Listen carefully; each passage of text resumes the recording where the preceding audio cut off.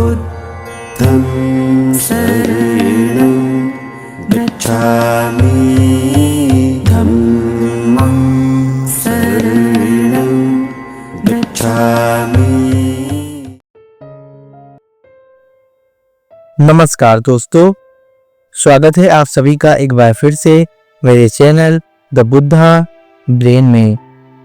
दोस्तों, इस समय इस अध्याय में हम समझ रहे हैं कि भगवान बुद्ध के समर्थक कौन थे, किन किन लोगों ने भगवान बुद्ध तथा संघ को महान दान दिए ताकि बुद्ध धर्म को संरक्षण मिल सके और बुद्ध धर्म का विकास हो सके तथा उन्हें पुण्य की प्राप्ति हो सके। ऐसे कई लोगों के बारे में हमने अपने पिछले वीडियो में जाना जिन्होंने महान दान दिए हैं।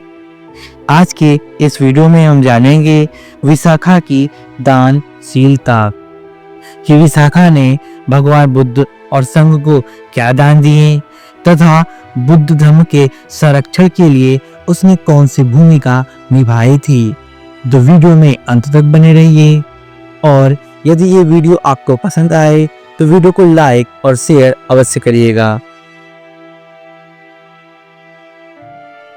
विशाखा श्रावस्ती की एक बड़ी धनी महिला थी। उसके पुत्र पौत्र बहुत थे। जब तथागत श्रावस्ती में विहार कर रहे थे, विशाखा जहाँ तथागत थे वहां पहुंची और उन्हें अगले दिन का भोजन का निमंत्रण दे दिया, जिसे तथागत ने स्वीकार कर लिया। उस रात और दूसरे दिन सुबह बहुत भारी वर्षा हुई। भिक्षुओं ने अपने चीवर को सूखा रखने के लिए चीवर उतार दिए और सारी वर्षा अपने नंगे बदन पर पड़ने दी। जब दूसरे दिन तथागत भोजन समाप्त कर चुके तो विशाखा एक नीचा आसन लेकर नजदीक में बैठ गई और बड़ी विनम्रता पूर्वक बोली, भगवान, मैं आपसे 8 वर चाहती हूँ। तब भगवान बुद्ध ने कहा, कौन से 8 वर विशाखा, मुझे बताओ, क्योंकि तथागत बिना चाहे किसी को वर नहीं देते। तब विशाखा ने भगवान बुद्ध से निवेदन किया, भगवान, जो वर मैं मांगने जा रही हूँ वे उचित हैं और आपत्ति रहित है।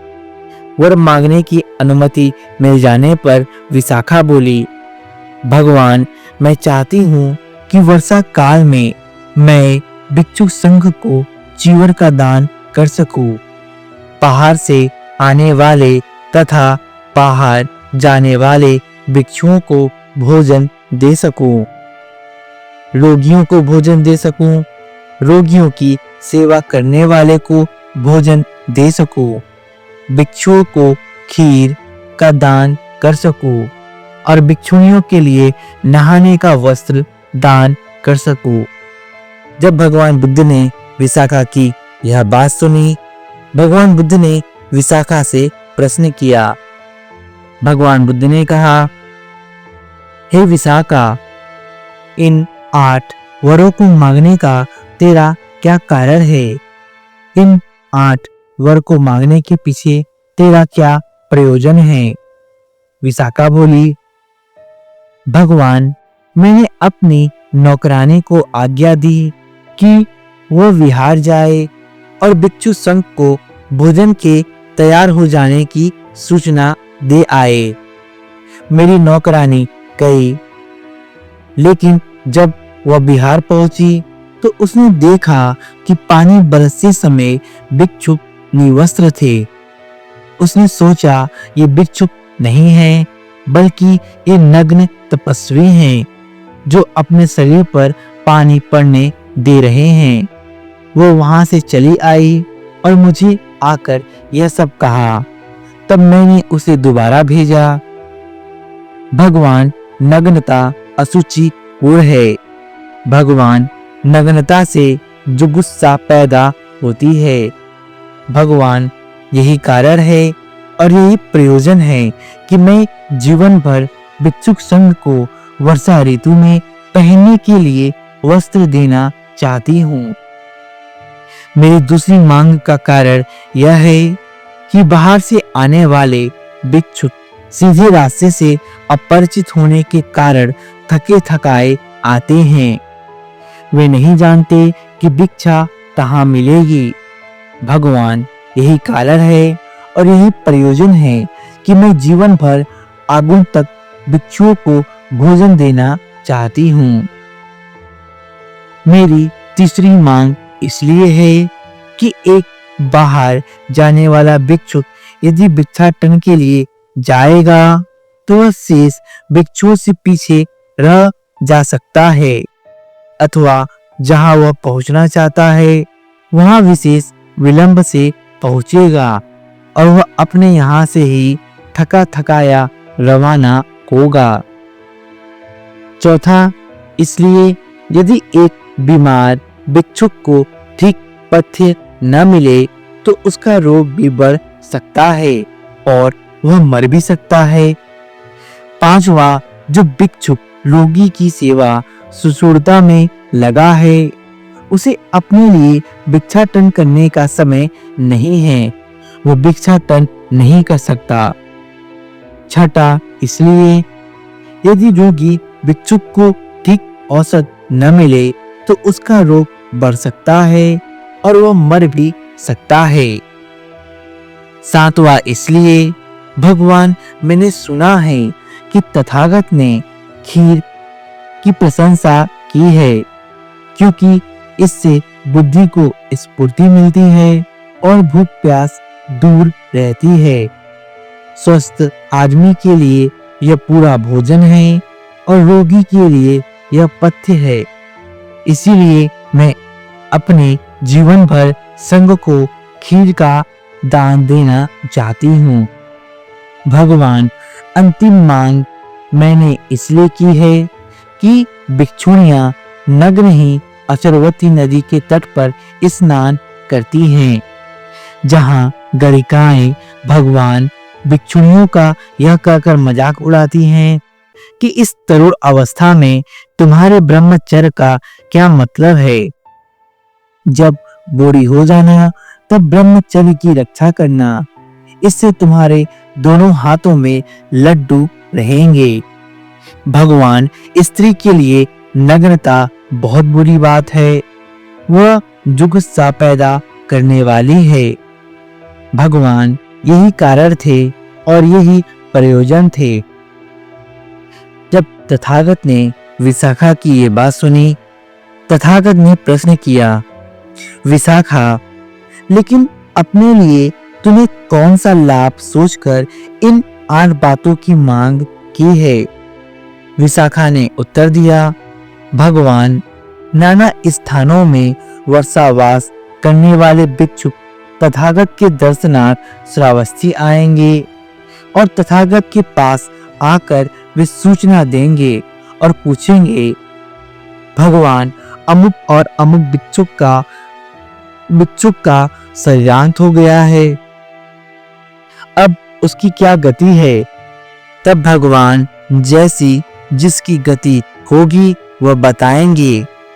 यदि वह सोतापन आदि मार्ग फल प्राप्त रहा है तो वह बताएंगे, और यदि वह अरहंत हो गया होगा तो वह भी बताएंगे, और तब मैं उन भिक्षुओं के पास जाकर उनसे पूछूंगी।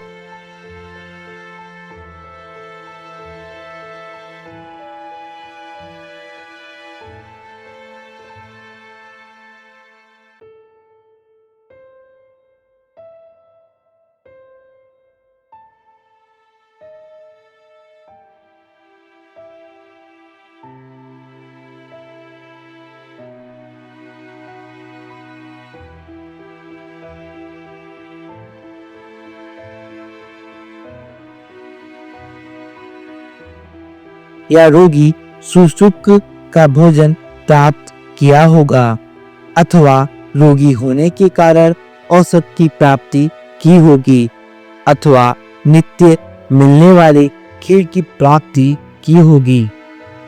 हे भगवान, जब मुझे ऐसा मालूम पड़ेगा तब मेरे मन में प्रसन्नता पैदा होगी। प्रसन्नता से आनंद उपजेगा और आनंद होने के कारण सारा शरीर शांति को प्राप्त करेगा। मेरा सारा शरीर शांति का अनुभव करेगा। शांति का अनुभव होने से दिव्य सुख का अनुभव होगा और उस सुख की अनुभूति से मुझे हृदय की शांति प्राप्ति होगी। यह एक प्रकार से मेरे लिए श्रद्धा, बल आदि तथा 7 संबोधि अंगों की प्राप्ति होगी। भगवान अपने लिए मैंने यही लाभ सोचकर इन 8 बातों की मांग की है। तब तथागत ने कहा, विशाखे, यह बहुत अच्छा है। यह बहुत अच्छा है कि तूने यह लाभ सोचकर तथागत से यह 8 वर मांगे हैं। जो दान के पात्र हैं, उन्हें जो दान दिया जाता है वो अच्छी भूमि में फल डालने के समान है, जिससे खूब फसल होती है। लेकिन विशाखा, जो राग द्वेष के वशीभूत है, उनको दिया गया दान खराब भूमि में बीज डालने के समान है। दान ग्रहण करने वालों के राग द्वेष मानो पुण्य की वृद्धि में बाधक हो जाते हैं।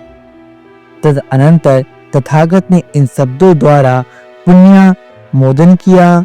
शील संपन्न उपासिका श्रद्धायुक्त जिससे लोभ रहित होकर जो कुछ भी दान देती है, उसका वह दिव्य दान दुख के नाश तथा दिव्य सुख की प्राप्ति का कारण होता है।